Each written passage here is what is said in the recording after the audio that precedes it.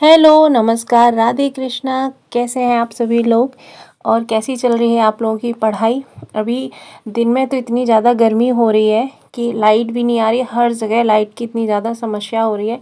तो सुबह जो पढ़ाई होती है ना, ठंडे में हो सकती है, मतलब अगर लाइट नहीं आई है शाम को तो आप सुबह, ठंडा मौसम होता है तो सुबह आप पढ़ाई करें, बड़ा अच्छा लगता है। मैं नहा चुकी हूँ, मैं 3 बजे उठ गई थी और मैंने आज चाय बनाई है। और लोग जागे ना, मतलब बच्चा और हस्बैंड ना जागे, इसलिए मैंने अदरक को चाकू से काट के मैंने अपने लिए चाय बनाई है।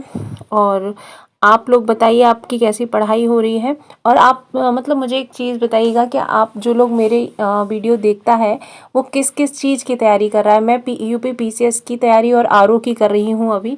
आप लोग किस किस की तैयारी कर रहे हैं, कमेंट में ज़रूर बताइएगा। और एक बात, पढ़ाई के लिए कुछ भी करना पड़े, कुछ भी करना पड़े, कर लीजिएगा। भले ही दो जोड़ी कपड़े से बिताना पड़े पूरा साल, जब तक नहीं होता है हमारा सिलेक्शन, कर लीजिएगा। देखिए वो कहावत है ना, कहावत क्या, किसी ने कहा है कि शिक्षा के लिए थाली भी बेचनी पड़े तो बेचे देना, हाथ पर रोटी रखकर खा लो, लेकिन पढ़ाई करो। पढ़ाई, अभी जो आप पढ़ाई कर लेंगे सर झुका के, वो आप मतलब कहाँ से कहाँ पहुँच जाएंगे। हम जो मिडिल क्लास वाले लोग होते हैं, हमारा बस यही एक हथियार होता है, पढ़ाई करना। इसी से हम अपनी लाइफ को बदल सकते हैं। किसी की कोई परवाह मत करो, लोग क्या कह रहा है क्या नहीं कह रहा है सब छोड़ दो। अगर लोग आपसे खुश नहीं है ना तो परवाह मत करो। तुम यहाँ किसी का मनोरंजन करने नहीं आए हो, बल्कि अपनी ज़िंदगी बनाने के लिए आए हो। भगवान ने हमको भेजा है ना तो किसी ना किसी मकसद से भेजा होगा।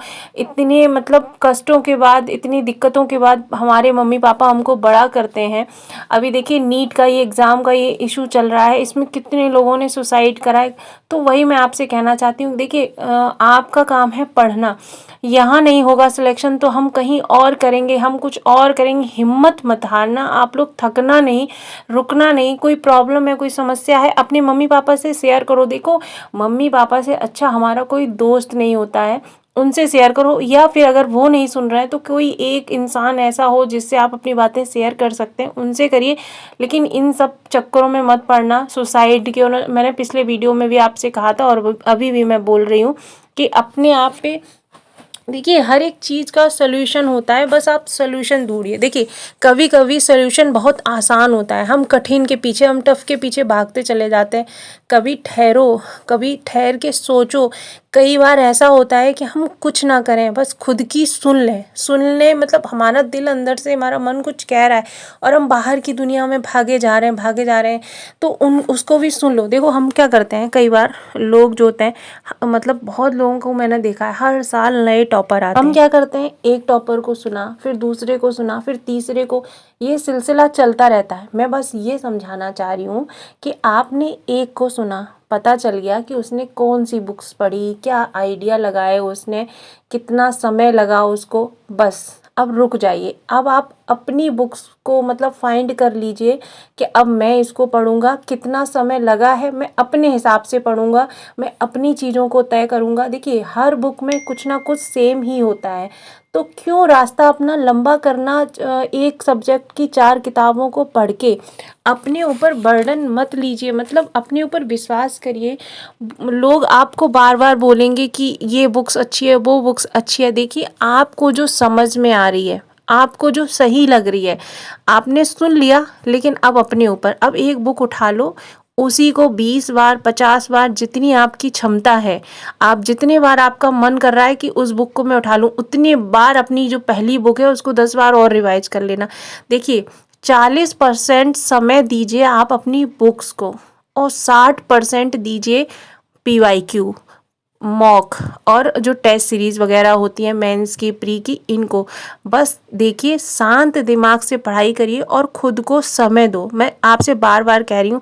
और पता है आपको जो चीज़ें पसंद हैं उनको भी, आपको अगर टहलना पसंद है, आपको गाने सुनना पसंद है, किसी से बात करना पसंद है, बस शांत रह के अपने दिमाग को वो थोड़ा करने दीजिए। जितना आप शांत रखेंगे ना, उतना ही आपकी पढ़ाई अच्छी होगी, उतना आप पढ़ाई में ज़्यादा मतलब समय दे पाएंगे, उतना पॉजिटिव तरीके से हो पाएंगे। और देखिए लोग बोलते हैं मुझसे बहुत गलतियाँ होती हैं, मतलब मैं क्या बताऊँ। मैं बस ये कहना चाह रही हूँ कि आप अपनी गलतियों का बोझ अपने सर पर लेके मत चलें। गलतियाँ हो रही हैं मतलब हम कुछ कर रहे हैं। गलतियाँ हमें बताती हैं कि हम कोशिश।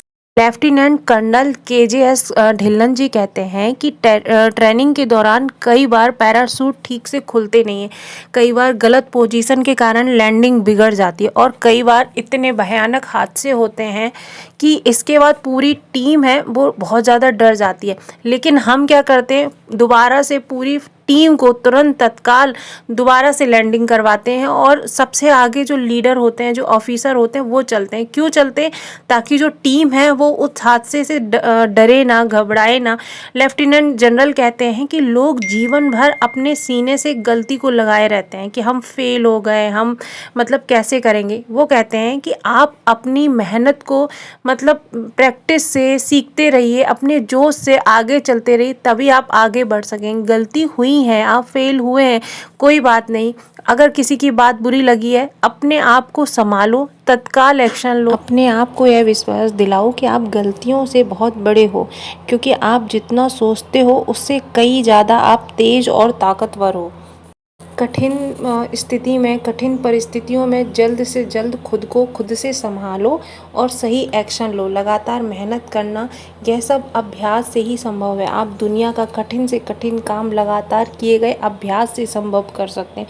बस ज़रूरत है अपने आप पर विश्वास रखने की। और गलतियों का बोझ लेके तो बिल्कुल भी मत चलिएगा, कभी मत चलिएगा। बस गलतियों से हमेशा ऊपर उठते रहिएगा। और जो भी बात हो, जो भी चीज़ हो, कुछ पूछना है तो कमेंट करिएगा, पसंद आया हो तो लाइक करिएगा, कमेंट करिएगा। Okay bye. 10:30 हो गया है, इसका हॉलीडे होमवर्क कराते कराते मैं लेट हो गई हूँ। Good night, bye bye.